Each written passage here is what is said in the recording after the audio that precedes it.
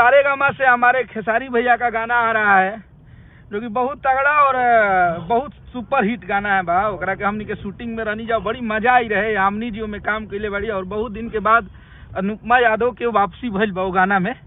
तो हमनी के संगे आप लोग अनुपमा के वह गाना आप सब याद पड़त हुई कि लाग जाई सावन में आग, चाहे सैया के बेलल रोटी, जो 2 गाना हम लोग के साथ अनुपमा गाई थी। और हमारे भी बहुत सारे गाने को अनुपमा ने गाया है कि चूड़ी हरियारा काले रे सामरा का पहिरी के नाचब छमा छम। तो इस गाने को भी आप लोग बहुत आशीर्वाद प्यार दिए थे। तो बस आप लोग सुपर राइटर ऑफ बिहार, जय हो भैया, जय हो। आप लोग हैं सुपर भाई हैं, हम लोग के सुपर फैन हैं आप लोग इतना आशीर्वाद प्यार देते हैं सबको।